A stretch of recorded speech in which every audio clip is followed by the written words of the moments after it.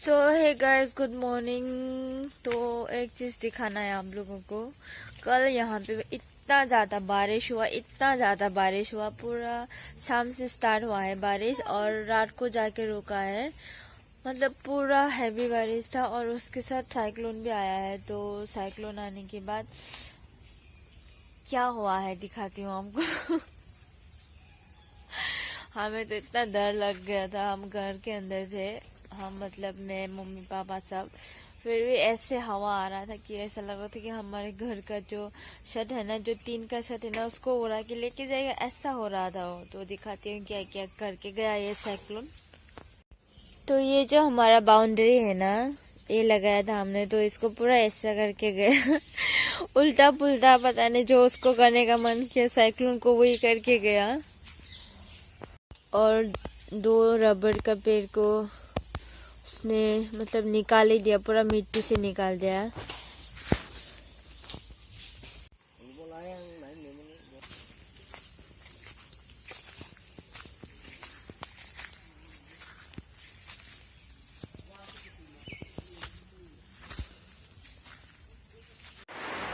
So guys, आज मैं आप लोगों को एक स्टोरी सुनाऊंगी क्योंकि बहुत बारिश हो रही है तो मैं कुछ नहीं कर सकती ब्लॉगिंग वगैरह बाहर जाके, और मेरे पास कुछ है भी नहीं मैं कुछ करके दिखाऊं। तो मैं एक स्टोरी सुनाऊंगी, ठीक है। तो जब मैं क्लास 4 में थी तो तब हम मतलब अपने पापा के गांव में शिफ्ट हुए। पहले मेरे पापा जहाँ पे नौकरी करते थे हम वहाँ पर रहते थे, तो हमारे घर वगैरह उधर ही था जहाँ पे हम रहते थे पापा के साथ। फिर वहाँ से शिफ्ट होकर जब हमारे गांव में आए ना, तब हमारे पास घर नहीं था रहने के लिए। तो मेरा जो पापा की बहन था ना, उनके घर में हम रहा। फिर उधर ही 1 महीना ऐसा कुछ बैठा। उसके बाद पापा ने हमारे लिए घर बनाया। ऑब्वियसली पहले घर था, बट वो किसी वजह से टूट गया था क्योंकि मम्मी नहीं थे इधर, तो वो घर को देखने के लिए कोई नहीं था। फिर वो घर तो टूट गया ऑलरेडी। तो फिर पापा ने जैसे तैसे करके एक बैम्बू का घर बनाया हम, ताकि हम अपने पीसी के घर से शिफ्ट होके अपने घर पे, मतलब मेरा पीसी और उनका 2 बेटे और एक छोटा बेटा, फिर हम। तो एक ही घर था ना, तो उसमें कैसे एडजस्ट करेंगे ना, इसलिए जल्दी जल्दी घर बनाना पड़ा एक बैम्बू का। फिर हम वहाँ पे शिफ्ट हो गए, ठीक है।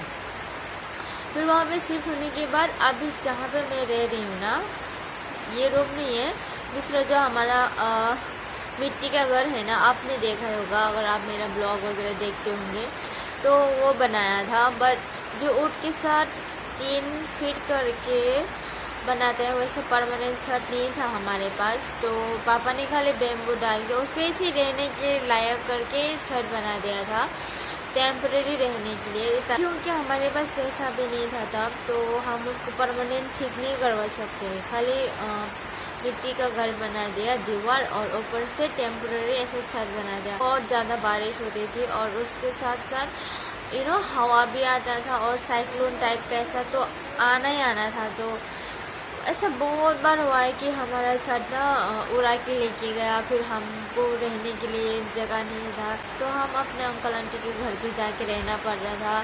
फिर रात भर नहीं तो हम घर पे किसी कोने में जहाँ पे थोड़ा सा छत बचा है उधर मतलब सब एक साइड होके रहना पड़ता था। जिस दिन ज़्यादा ज़ोर से बारिश आए और हवा आए तो हम नहीं सोते थे, हम ऐसे ही सब एक जगह पे बैठते थे और ऐसे छत के तो मतलब छत की तरफ देख के बैठते थे कि सॉरी उड़ा के तो नहीं जाएगा। कितना बार हुआ हमारे साथ, बहुत बार हुआ है। फिर अब भी मैं सोचती हूँ ना, तो वो छोटे छोटे बच्चे जब अपने मम्मी पापा के साथ बारिश के डर से या फिर हवा ऐसा डर से एक साथ बैठे थे। कितना दिन तो हम टेबल के नीचे है ना, हमारे टेबल के नीचे में भी जाके सोते थे,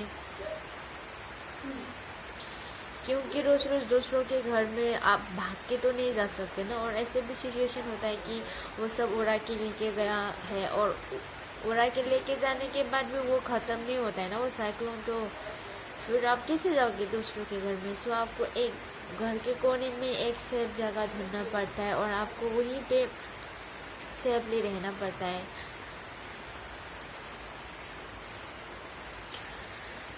हो,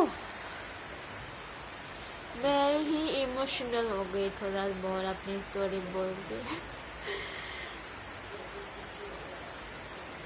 मैं जस्ट बोलने के लिए मन किया मुझे, आप लोगों को मतलब सुनाने के लिए मन किया मेरा पहले का हम कैसे था वैसा स्टोरी, तो इसलिए मैं बोल रही हूँ ऐसा। इसलिए मुझे कुछ भी घर हो मुझे फ़र्क नहीं पड़ता है। लाइक आपके पास एक सर ढकने के लिए एक छत तो है, कुछ भी हो, कितना भी झोपड़े भी हो, आपके पास कुछ तो है ना। जिनके पास वो भी नहीं है वो कैसे रहते होंगे, बहुत बुरा लगता है सोच के। तो हमारे इधर त्रिपुरा में तो बहुत ऐसे ही है, बहुत सारे लोगों का घर ऐसे ही टूटता है थोड़ा सा हवा आने से, क्योंकि उनके पास इतना पैसा भी नहीं रहता है कि वो अच्छे से अपना घर परमानेंटली बना सकूं, सेट बना सकूं। तो मैक्सिमम ऐसा समर के टाइम में, ऐसा बारिश के टाइम में, हवा ऐसे साइक्लोन आने के टाइम में ऐसा प्रॉब्लम होता ही होता है। सो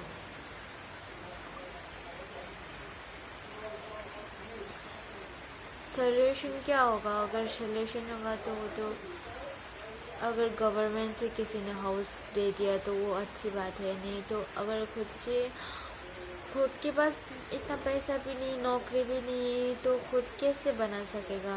इतना आसान नहीं है ना एक एक घर बनाने के लिए। सो वही है, बहुत सारे लोगों को शायद अभी भी वही प्रॉब्लम फेस करना पड़ता हो। कितना सारा गांव में लोगों के पास अभी ऐसे कोरोना के टाइम में खाने के लिए पैसा नहीं है, वो कहाँ से अपना छत परमानेंट करा सकेगा, है ना। तो आई थिंक अभी भी बहुत सारे लोगों को वो सब फेस करना होता होगा। मैं उनके लिए बस दुआ कर सकती हूँ। तो वही है, बहुत तकलीफ देखा है, अभी जाके थोड़ा बहुत ठीक है, अच्छा है। तो मैं बहुत थैंकफुल हूँ भगवान के पास और मेरा मम्मी पापा के पास इस चीज़ के लिए कि उन्होंने कुछ भी करके जैसे तैसे भी अपने बच्चे को एक साथ दिया रहने के लिए, एक जगह दिया रहने के लिए।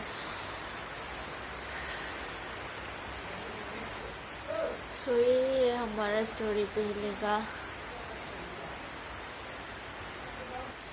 सो आज के लिए इतना ही। मुझे पता नहीं मैंने कैसे बोला ये स्टोरी, जैसे मुझे बोलना था शायद मैं वैसे बोल नहीं पाई।